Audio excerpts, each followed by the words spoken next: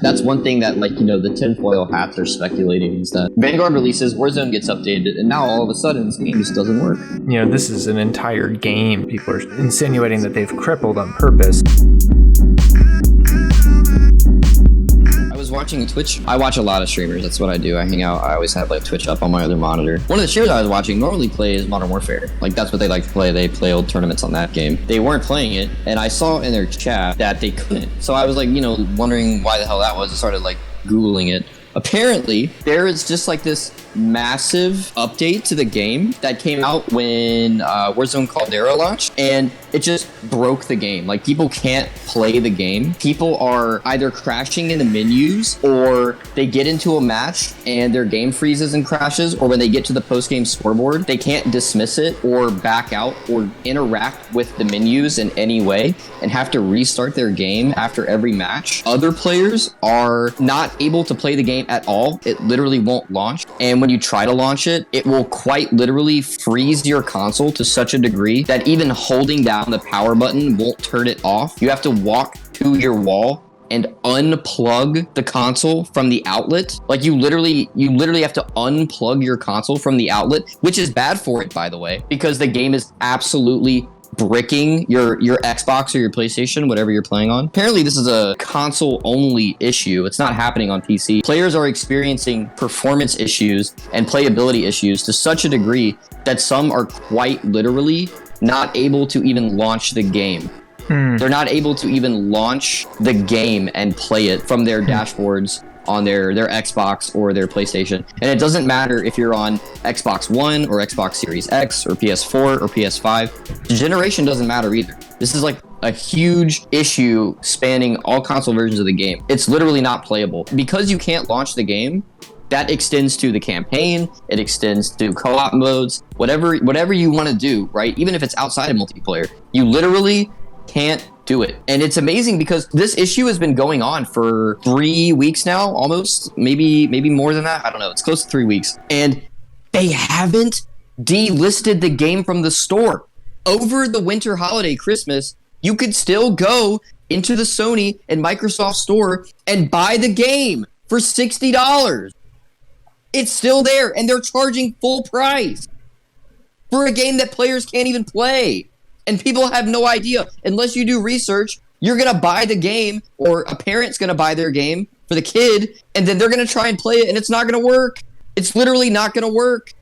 It says nothing anywhere in the game about it, in the description in the store, and they haven't delisted it. Not everyone is experiencing this, and not everyone is experiencing things to the same degree, of course. Depends on what system you're on and version of the game, and I don't even know what other factors play into it.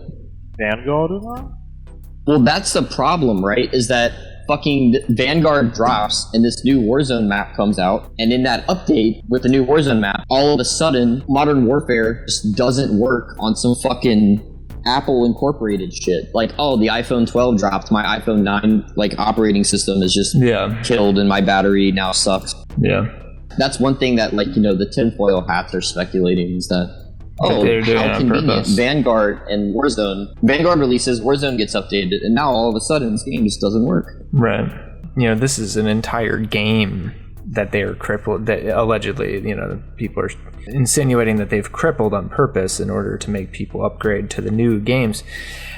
These are unique problems that haven't been seen before, because no COD titles have done what has been going on the last couple years now, for the last 2 or 3 COD titles now with Vanguard 3, where they keep building upon each other and they're supposed to commingle in this ecosystem.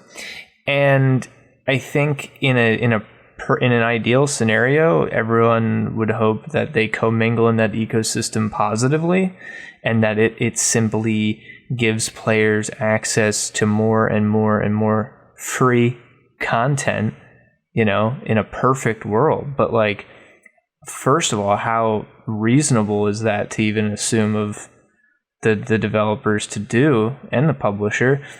And then even if it's a matter of they're just taking their time servicing the game outage because it's not a priority, because it's been put at a much lower priority than all their other things going on. Like even that's still a bit deliberate, isn't it? Like it's still in a way it's deliberate and it's unacceptable. It's right. unacceptable because right. you're still charging $60 for the game. So right. the time that it's been out, or the fact that there are newer versions of, you know, the series now, like that doesn't matter. Right. Because if you're acknowledging that as a reason to not prioritize the fix, right. then you shouldn't be charging the same price for that game as you do for the new game. Why are you charging $60 for the game if it's truly inferior and not as good of not as high of a priority to you? You're charging money for a game that players can't play. Because not delisted it from the store. Because Modern Warfare, the 2019 Modern Warfare, is currently in a state of disrepair and not being serviced. It's unplayable, even for the campaign portion, like the not online campaign. Yeah, like but you can't what I mean play by it. That is that you literally can't get on the game. There are people who cannot get on the game. Is this a large portion of the player base that's having that issue? Yes. If you're on console, yeah. It may not, like I said, it depends on the system, and I don't know if, you know, whether you're playing on the disc or digital copy matters, and your game files and what you do and don't have installed from the game. I don't know how all that plays a role, because it seems like players are experiencing a wide range of issues. Some can't launch the game at all. Some just experience crashing in their matches. Some get their consoles bricked in the menus or post-game. It really seems to depend. There's also like an audio issue, I think. I may have saw in an article I was reading. Your audio just comes in and out during the match for no reason, and it's not linked to any of your hardware whatsoever. It'll just be running or shooting your gun, and then the game just loses all sound for like 5 seconds, and then it comes back for like 5 seconds. Yeah. I haven't actually seen any gameplay of that because no one is bothering to even attempt to play the game right now. It's unacceptable, dude. Delist the game or do something to like compensate people, particularly who may have bought that game over the winter holiday, because that is going to be the highest point in sales for the game every single year. Right. I don't know if anyone playing on PC is having some of the other issues, right? The issues of things like audio or crashing or issues with textures rendering, things like that. I don't know if those issues are happening on PC, but at least the game is functional. If someone can get on PC and play and they're experiencing the audio thing, then that's a bigger issue, right? But as far as the game, like quite literally being unplayable, yeah, that's exclusive to consoles, I believe. So yeah, I mean, even as like, you know, up in this article it lists like by the 6th update, December 16th, they're adding new updates to Warzone, but the patch notes don't even mention the data pack bug that's preventing people from playing the game. The bug that appeared when the Pacific update happened, you know. Yeah, very convenient. It's a little convenient. I mean, it could absolutely be complete incompetence. Implying that they quite literally Gronk spiked the game. Yeah, I doubt it. Because the Caldera update happened. Yeah. I mean, if anything, if that was going to be the case, they would have done that when, you know, Cold War Vanguard came out. And not Vanguard, when Modern Warfare came out. But the objective for them, I believe, is to make money off of all of their games, not just the newest one. So it wouldn't make sense for them to just, you know, trash that game.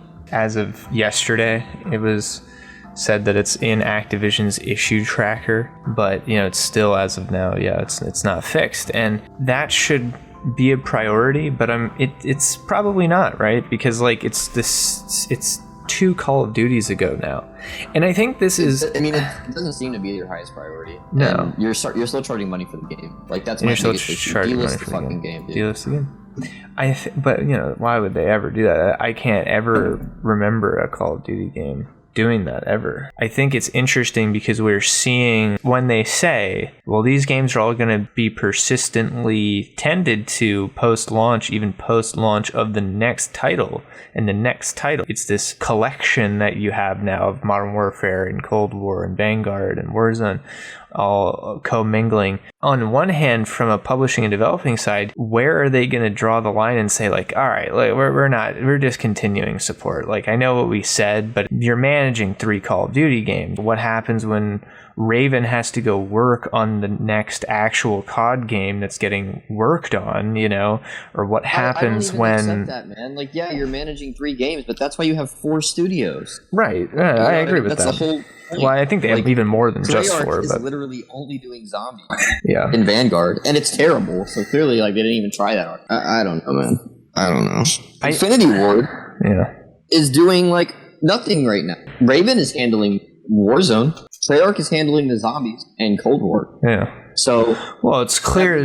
No, because Infinity Ward didn't even do Vanguard. That's Sledgehammer. Mm-hmm. Infinity Ward's only project right now is developing Modern Warfare 2 2022, and then keeping Modern Warfare 2019 functional. Yeah, which they're doing a bad job at. Those are their responsibilities right now. Yeah. I don't get it. I think it's also fascinating, right? Because when you have this ecosystem of intermingling with these titles that keep coming out, the fact that the Caldera update bricked Modern Warfare for a lot of people, it's interesting because Infinity Ward, as you just described, did not make Vanguard, right? So you have another dev who's coming in with this code and these data packs, and they're injecting it into this build that is, I'm sure, just like, honestly, just I mean, I don't know, but like, I would be shocked if it wasn't just this Frankenstein, it just kind of just a bit of a mess to manage and understand within the teams. Then they break something that they didn't make, and now someone else broke the thing you made, like Infinity Ward's experiencing, and now you're having to fix a thing that you didn't even do, but it's affecting your game. Like, I'm sure that's a fucking nightmare for like troubleshooting and error handling. Like, I'm sure it is, but at the same time, you're also trying to make a completely new fucking sequel to that said game that's currently having they're just spread obviously extremely thin, and this whole all the games are connected, they're all going to play into each other, we're not discontinuing support for the previous when the next one comes out, and then also that studio is going to have to go and make a new game on top of that. They are large teams, don't get me wrong, they have a lot of resources behind them, but like, at what point are you spread too thin? Infinity Ward and Treyarch used to get spread too thin when they were passing the ball back and forth for a couple of years and had some mishaps, and then pass it to Sledgehammer, had some, like, they've already been spread too thin without the Warzone ecosystem to worry about and all these other things to worry about on top of that, and they've already fallen short in that juggling match. I think this is just more of that, and especially, like I said, because you have these developers are like fucking with each other's shit, and it's very, I'm sure, getting very difficult to like figure out what's even going wrong and how to fix it, and maybe who's even supposed to fix it, you know what I mean? Like, it's because if I were Infinity Ward and this would happen, and I'm supposed to be making the next game, and we do have our skeleton crew that is trying to service the previous game, but we never expected an issue like this to happen, I would be kind of irritated, because it's like, well, we didn't even fucking push that update, so now we have to dissect someone else's update and then figure out what the bug actually is and fix it, and there's 10 people or 20 people who are doing this, and it's not enough to do all of it, like, it, you know, just all that. Like, I'm sure it's just a fucking nightmare. Well, this is what happens when you integrate your games together.